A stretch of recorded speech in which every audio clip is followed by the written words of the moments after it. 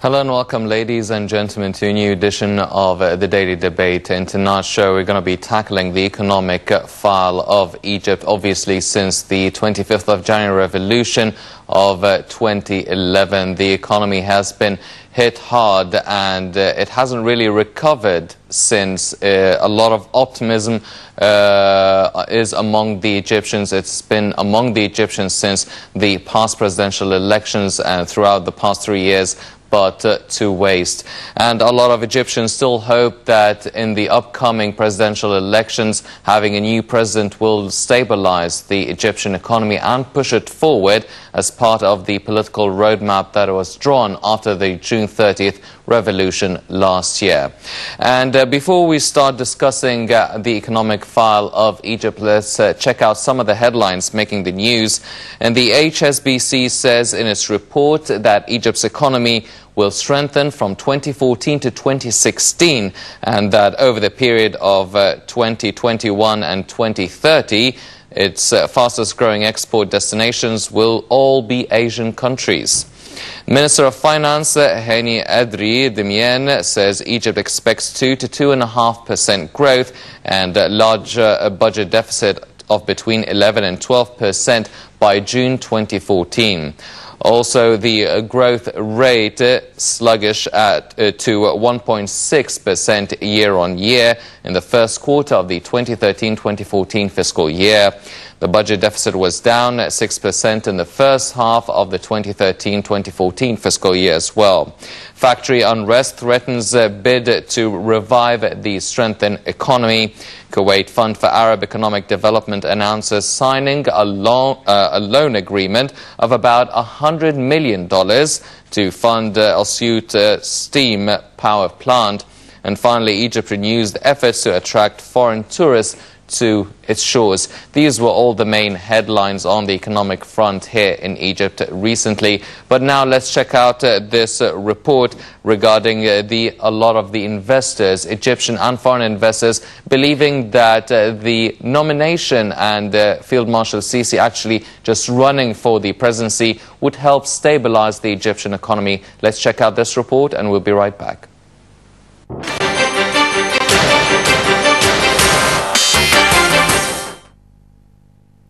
Foreign and local businessmen believe that the presidential bid by candidacy Field Marshal Abdel Fattah al-Sisi can deliver stability to open up investment opportunities in Egypt.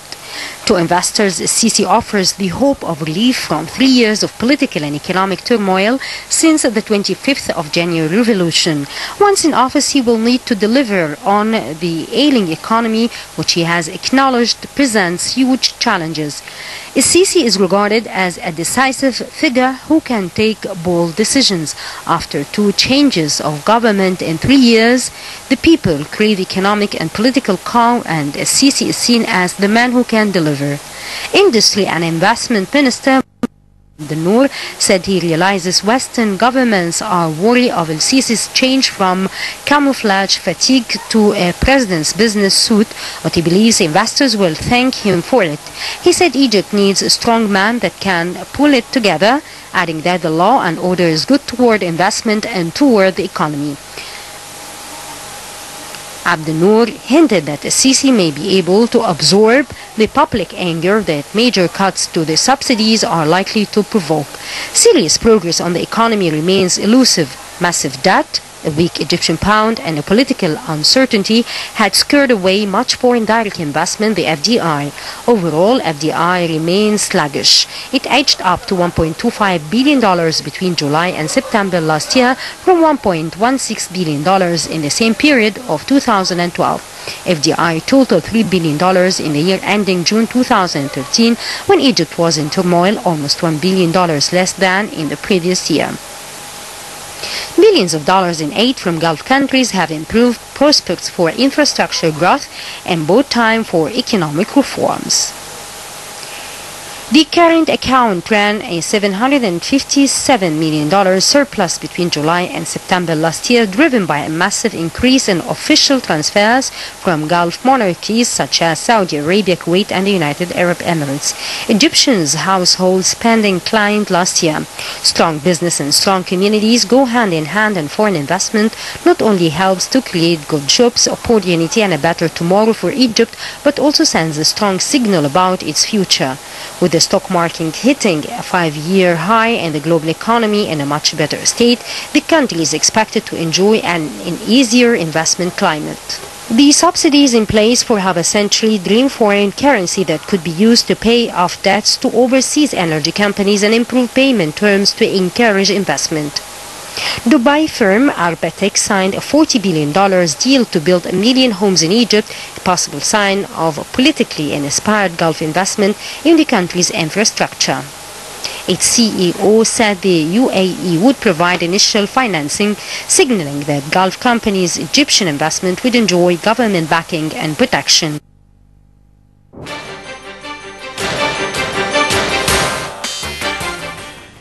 Welcome back, ladies and gentlemen, and we're joined here tonight in the studio to shed more light on the economic state and the economic challenges that Egypt is going through by Dr. Mohamed Saad, Eldin, board member of the Federation of Egyptian Industries and head of the Renewable Energy Committee. And we're also joined by Dr. Walid Higazi, international business law expert. Gentlemen, thank you very much for joining us. You're welcome. Dr. Saad, first of all, sluggish economic growth in Egypt. We're facing a lot of economic challenges, poverty, unemployment, inequality among major challenges, and major investors and businesses here in Egypt. A lot of challenges Egypt is facing. It has been facing over the past 3 years, and now we're entering the 4th year. So how far do you think that the stimulus package and the economic reform program initiated by the government will help deal with such huge challenges so far, knowing that your PhD is already in crisis management and Egypt has been going through a crisis for the past 3 years? First of all, I thank you for your invitation for Nile TV for this event. And I can say that Egypt has more challenges for the new generation or for the new president coming, but I think we will pass this problem because we have already many resources, but we are in need for the management. We are rich for everything, but we are poor for management. So we will have the new program for the new president. As we know that, first of all, we have a big problem for subsidy. This is take more than 30% from all the income, and it goes through the rich people, not for the poor people, and go outside our country.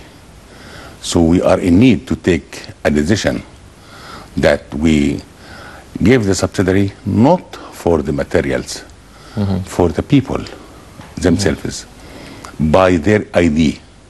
We give it direct to the people. If we do that, first of all, we will save 30% from our income, that we can use this for the education and for the health. This will come back for the poor people to have the benefit that they can take their need with respect, without any problem, and they cover their life, and also they have good education that we are in missing for this education. Our education now is not suitable. We must change it. And also we help the health, that he can find a hospital that he can take his treatment without paying anything, and good treatment. So this is the first problem. We must do it. The second one, that we look for the people, the employment. They must have training, because I say that the management, they were working only for salary and for time. We must change this policy. We will give the salary against the production. That people work, they can take. And without that, they will not success to have their need. Yes. We have also, we are living on 5% or 6% of our land. I think that we must give incentive to all the investors from Egypt and from outside Egypt. We give them the land free. We say to them, do what you like, just give me 20% from your profit. I didn't look for the profit 20%. I look for the activity. He will have factory, he will have people to work, he will help our economy, he will have production. This will make circulation for our economy. This is the indirect profit that we can get it. And we put also in our policy that win and win. Not, I'm looking only as a government for myself. First of all, I know that this investor, even from Egypt or from outside, he come to have profit. So I must give him the profit. And I take a part from his profit. This is, I encourage the people to come and to solve our problem. Our problem, we must increase our production to cover ourselves, and after that, export it outside. Yes. I think this is. Yes, definitely. Now, Dr. Higazi, a lot of people believe that political stability would reflect on a healthy, or would actually bring out a healthy economy. And a lot of people are expecting that with the political stability reigning over Egypt, there will be economic stability and economic development as well.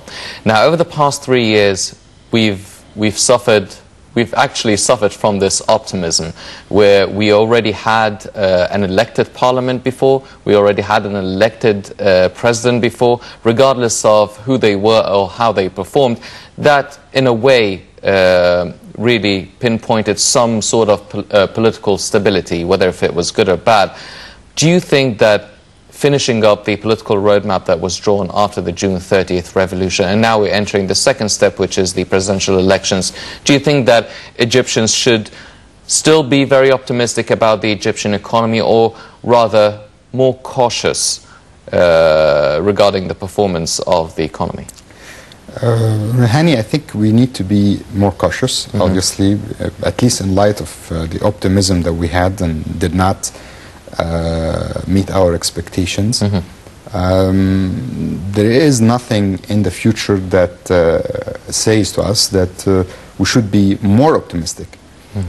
If anything, if we're not going to be a little bit more cautious, at least we should at least maintain the same level of optimism.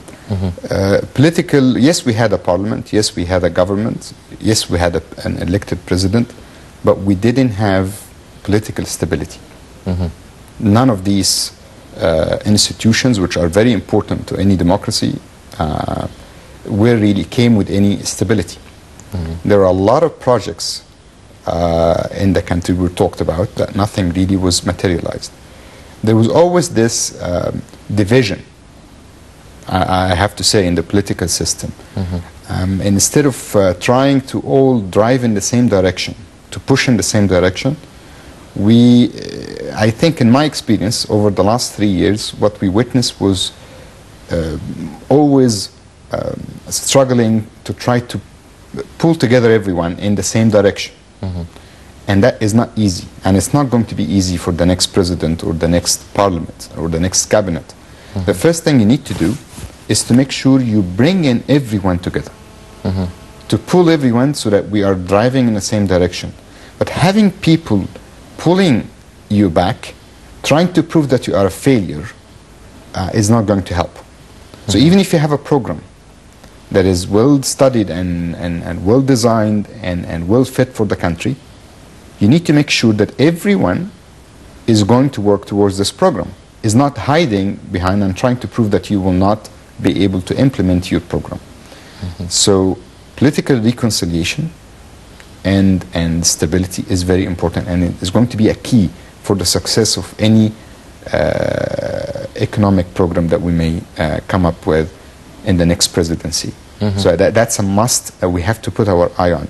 No foreign investment, no even Egyptian investment will come back and stay in this country unless there is political stability and reconciliation, and unless people are seeing that we all now have one vision to bring prosperity to this country, which has been suffering from a lot of political problems for the last 3 years and even before that. We have to forget about political disagreements, start to work actually towards building our new society. We all know the problems that, as Dr. Mohamed has said, the economic problems that Egypt has suffered from, the inflation and the mismanagement of the subsidies system. We've been saying the same things for years and years and years. And corruption, of course. None of these issues have been resolved. None of these issues have been really addressed seriously by any of the previous governments or any of the political systems that we've been living with. So we need political will to try to put an end to all of these problems, which are not mysterious. These are problems that other countries, other populations have suffered from, and we're able to address. We don't really suffer from any handicap, intellectual handicap that would prevent us from addressing these problems in the same ways that other countries have succeeded in addressing. Yes. Well, Dr. Saad, as one of the problems that you've mentioned was the problem with the subsidies and the subsidized goods and the whole system in general. And a lot of experts were really calling for austerity measures and tightening the belt and really cutting the subsidies and increasing taxes and all of these things. And as Dr. Higazi mentioned, that countries and generations need to actually take upon such a challenge and really need to go through these hard times. Egyptians have already been going through a lot of hardship over the past 3 years. Do you think that now is a time for Egyptians to actually endure lifting of subsidies and increasing prices and taxes? Actually, what you say, not the same what I mean. I mean that I will not change, I will not get out of the subsidy. I correct the way of subsidy. Of who receives it? Yes. I mean that we can't increase the price for the poor people. They are in need to help them. I would like to increase the subsidy for them. But we must change our way for the subsidy. I give you some example. Now, you give subsidy for the gasoline and for the solar. Who will use this? The rich people. They have car, they have energy for their factories, they use it for everything, and also they take it overseas by the ship and sell it outside. Why? Because the price is low, and they make waste of this energy. Where is the poor people that you have, you're aiming our target? They didn't have anything from this subsidy. Actually, subsidy for general transportation, small amount. He can use only Egyptian pound, that 100 per month. His part from the subsidy. Another guy, he has like 5-6 car. The difference between the price of subsidy, more than 15,000 per month. The factory who have to use this cylinder, 100 per day, he takes subsidy 150,000 per month. Against the poor man take one cylinder, maximum to 50 pound, only subsidy. Yes. So I'm looking to correct, just to put the right decision, to change the way of subsidy, not cancel the subsidy. So we'll not increase the price, but we will increase the income for the people to face the increase of the price for the rich people. Yes. And the rich people will carry the different for the subsidy. Yes. Because they will take their commodity by the actual price. Yes. Well, you've mentioned another thing, Dr. Saad Eldin. You've mentioned that we need to attract a lot of investors and a lot of factories to actually start structuring and establishing their factories in other places outside the 5% that Egyptians occupy from the landmass. Now, in order for that to happen, you need to attract a lot of workers, get a lot of people to work in these factories. Yes. And to get these workers, you need to actually build a sort of community. You need to build hospitals. You need to build schools. You need to a whole infrastructure, which is something that the government needs to actually work on in order to attract the investors into other remote areas around Egypt. Do you think that the government is doing enough of this share of effort to attract investors and attract companies and industries in the desert, for instance? No. I'm not saying that the government will do anything. I say that the investor will do everything. Government has only to introduce the land and give them environment of work, like the law. They give him how to work and how they can take their taxes from him and how he can take his rights from the court quickly, not after 5-6 years. Yes. We give him the environment for the work and give him the land. They will do. For myself, if they give me the land and give me my rights, I will build my committee. And I will take the people who are working without working now, they will work and they will take much salary and they will have to find everything. We will, all the investor from all the overseas, they have to build everything for their labor. Yes. They assist home, they assist school, hospital, they have the society for them. The government only gave them to encourage them, to give them the places. And we will have from Salom to Rafah, from Rafah to Shalatin. We have many beaches. Give it to the people, they will have resorts there. And you know about the resort. They take the worker, they will have all the commodities with them. They will have accommodation for everything, and they give them salary, and they give transportation also to their home inside the country. And in that time, we will have these beaches with this weather good, and they can give it to the investor. We go inside 5-6 kilometers or 10 kilometers, you find a mountain.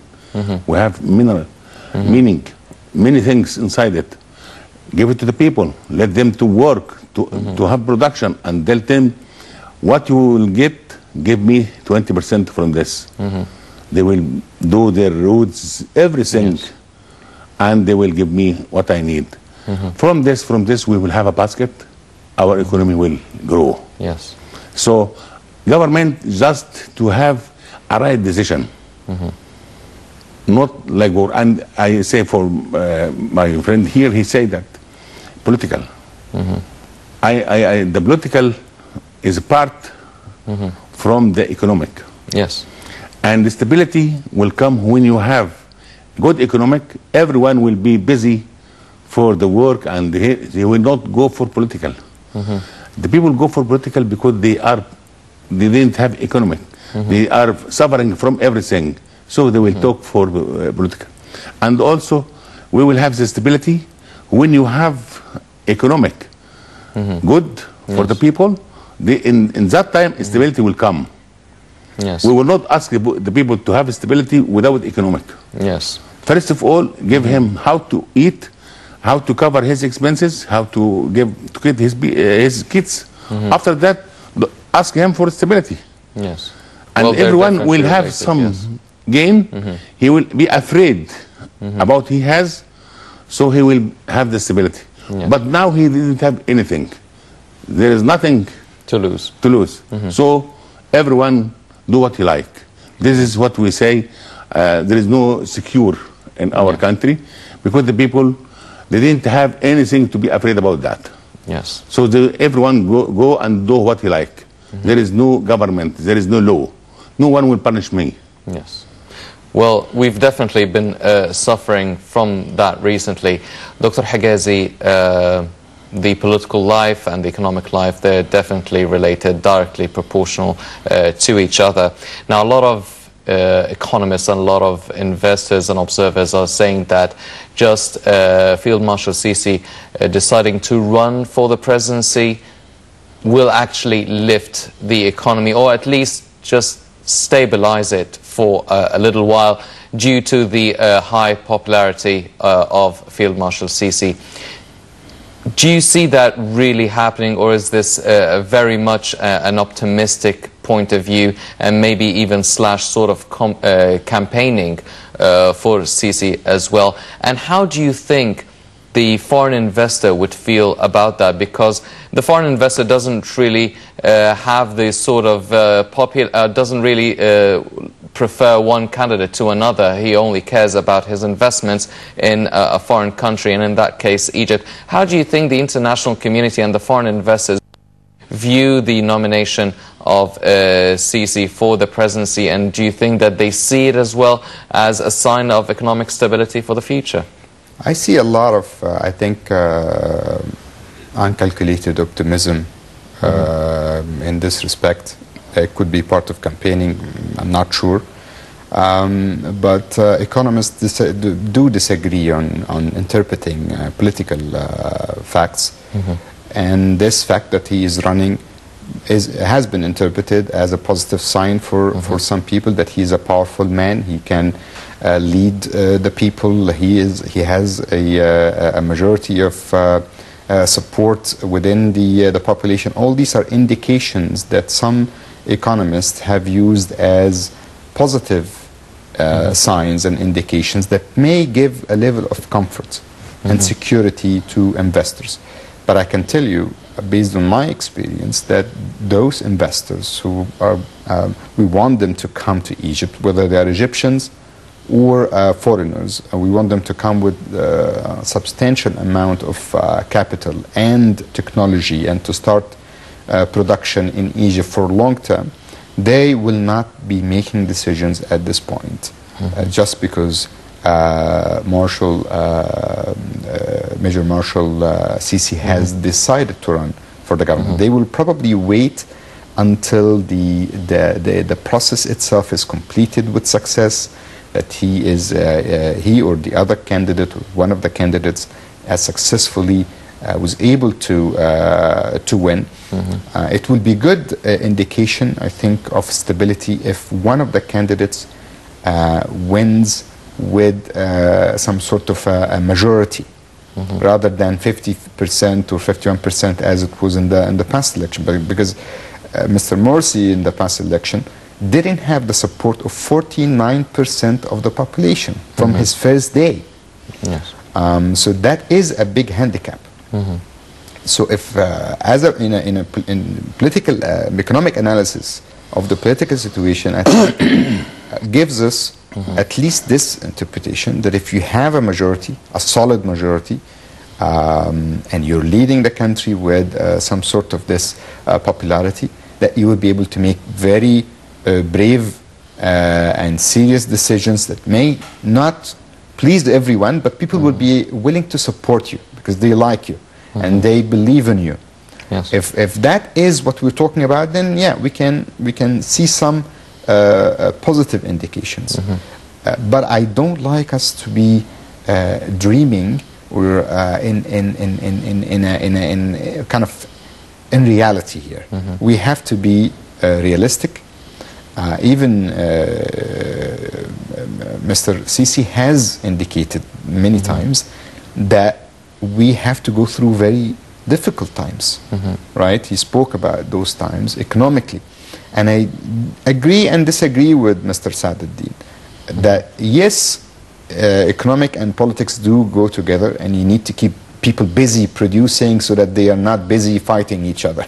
But at the same time, you need the minimum, the critical minimum requirements that people need to be satisfied first. Because if you, how are you going to take these people and make them busy to produce while there is a huge political division, for example? They're not sure if there is equality, economic equality, social equality. How is the social justice system is going to work from now on? Yes, we have now the new constitution. Is it going to be implemented? Is there going to be a sense of law and order? The law is going to be applied on everyone. This is what we strive for as a country. And this is what the revolution of the 25th of January really was all about, right? We need justice, we need freedom, and we need economic prosperity. Yes. Well, do you think, Dr. Higazi, that this division, would it still be a challenge for the next president, whoever he is? Do you think that, are you optimistic regarding the next president actually uniting the whole country and getting rid of this division? Because this division seems that it's going to linger on for quite some time. It's all about that candidate, what he does, to whom he listens, right? We don't want to repeat our mistakes. The previous governments made the same mistakes. They denied the existence and presence of their oppositions. They thought they had every power they need to run this country. And that is the biggest mistake. If the new president realizes that he cannot please every single person in Egypt, and that's not his job. But he has a majority. But at the same time, there is a minority that are not agreeing with everything he does. And if he works to try to bring those minority, as Sadat did in the past. Sadat, when he came to power, he came after a huge figure, Nasser. Everyone loved Nasser. And if you said anything against what Nasser was doing, you will be politically dead. Sadat didn't do that. He used the time to try to win the support of the people. And he realized that in the beginning he had to make sure that he doesn't make a lot of changes, major changes, and gradually win the support of the people. If that is what the new president is going to do, and try to reconcile the differences and say to everyone that we are all Egyptians, that this is our country, no one has more right over the other in terms of how much he loves this country and how much he belongs to this country. If he does that, I think we can be optimistic. Yes, definitely. Ladies and gentlemen, the HSBC says in its report that Egypt's economy will strengthen definitely through the period from 2014 to 2016. That's according to HSBC. Let's check out this report and we'll be right back.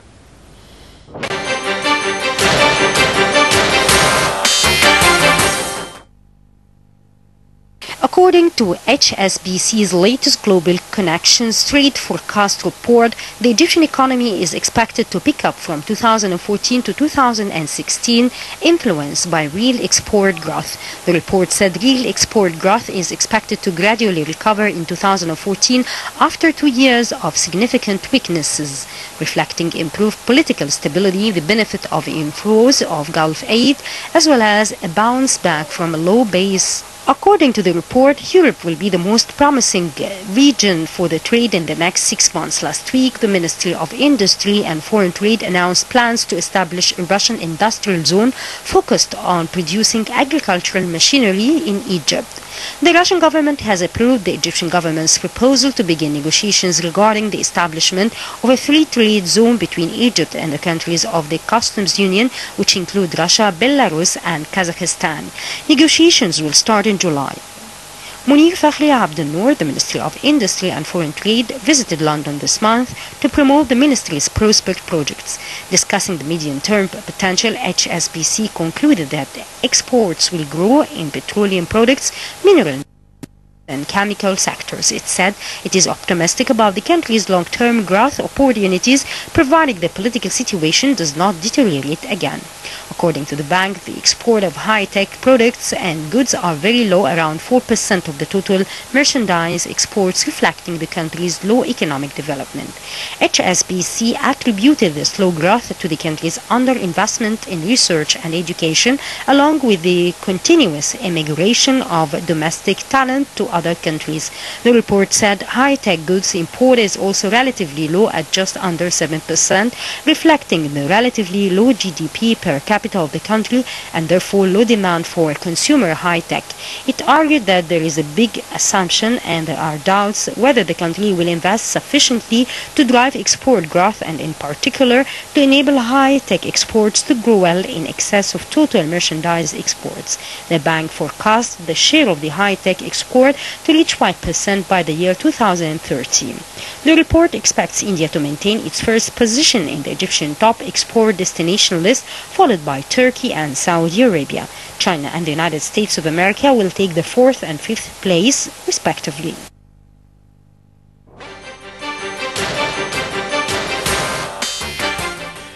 Welcome back, ladies and gentlemen, and still discussing the economic file here in Egypt. Now, Dr. Saad, there's a lot of investment and a lot of investors, foreign investors, that the country is trying to attract, and there's still a lot of local investors as well.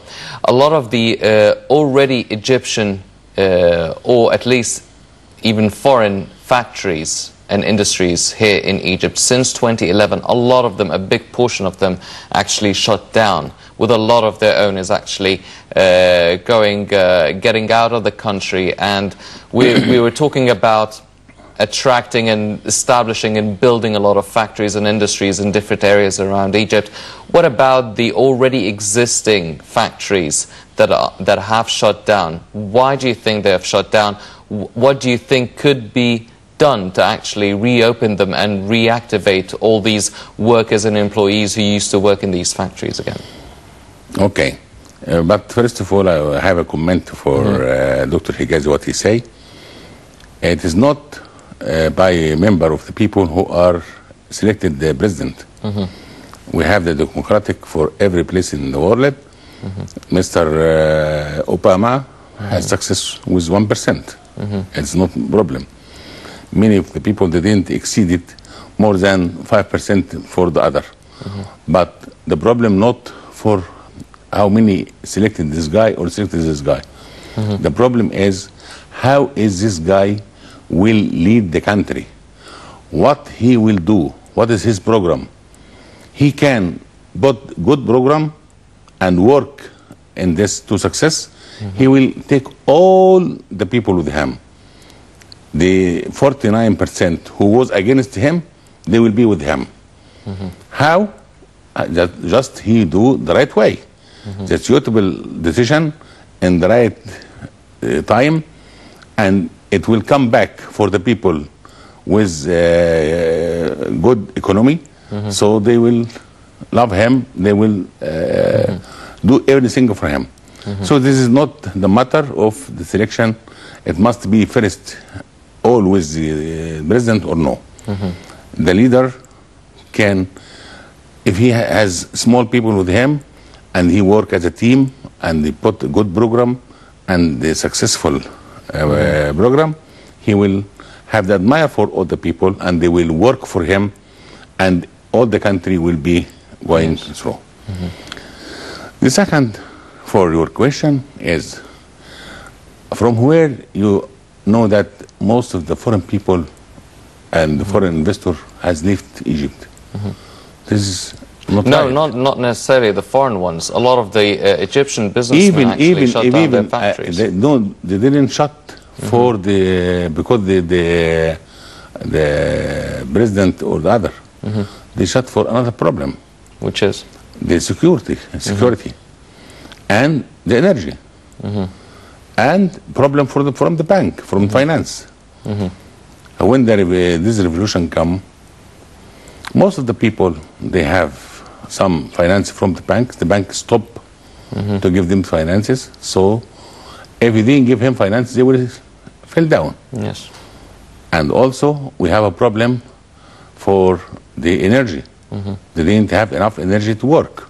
So they must stop. They didn't go because they think that Egypt not stable and not stable, and they will go outside. No, they forced to have this problem. And this problem can solve by small decision, not big decision. And they will not cost the government any penny.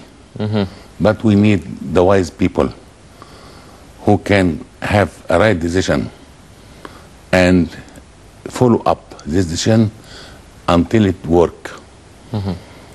I give you some example. I have from the Prime Minister a decision, and he can't do it. Small employment, stop it. This is the problem, because there is no law in the country. Any employment in the government under the ministry, he can stop anything, and he can pass anything. No one tell him what you are doing. No one ask him why you didn't finish this. Yes. He take his salary at the end of the month. That's it. Which would take us back to a problem of management. This is the problem, the major problem in Egypt. Yes. And if we solve this problem, I will give you now example what we are suffering. Now we suffer from cutting for electric. Because we are consuming 28,000 mega, and we produce 24 only. Okay, there are short for 4,000. We go for renewable energy, and we try to convince the government to use the renewable energy. What they do, they didn't want to use this renewable energy. They fight against us, especially the electric company. When we ask them, they say that now you will come and make our resource less than we had. So we didn't like to have this. And if you ask him, your resource is not right. You have this money, it is not your cost. There are subsidies from the government for what you use to produce this electric. He said, I didn't care. So there is no people work for the country. He work for his position, for his chair only. Yes. So with these people, no way. We can solve all this problem with small decision. Now we have from 28,000, 8,000 we use it for lights, and we still use light, normal light. If you use the LED light, LED, you will save 80%. If we take the decision now, from now, no use for the old lamp. Yes. Every lamp now new, change all the streets, everything with LED. The 8,000% will come to be 2,000 only. We will save 6,000. So you will come down from 28 to 22. Yes. So you will have 2 more, just only for one decision. Yes. And it is economically for the country, because the lifetime for the LED is 50,000 hours. The other lamp, it's not more than 2,000. Yes. So you will save, but for the long run. Yes, definitely. And this is very easy. Yes. Now very also decision. We ask them to give land, and we have the solar energy and we can sell the solar energy for the company. Yes. Can use it and decrease their production. It's free. And they refuse to take the power which we produce it to them and say no. Yes. Our cost now is less than you give it to us. But we ask them, if you go forward back again and take your gasoline and your natural gas by the international price, you will have more than I give you. He said, I didn't care. So we must change the policy. Yes. And change our way for energy. Definitely. If we have this energy, as I told you, and we have a good way for incentive for the people, ask the bank to give facilities for these people. In that time, no one will stop his factory, no one will close his factory, everyone will work, everyone will gain, the people will work, and they will invite the other people to come to work. Yes, definitely. Now, Dr. Higazi, because we're running out of time, a lot of the sources and a lot of the money that's coming to Egypt recently has been through international funds, and a lot of financial aids coming mainly from the Gulf country, mainly Kuwait, Saudi Arabia, and the United Arab Emirates.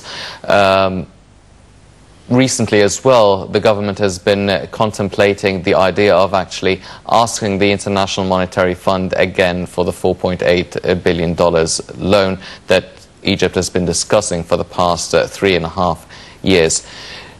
Do you think that still Egypt is in a state that needs a lot of outside help coming from financial aid, from financial packages, stimulus packages coming from countries outside of Egypt, or do we need to stop that for now and start actually working locally, domestically on our production, even if it means that we will have to suffer for a short while?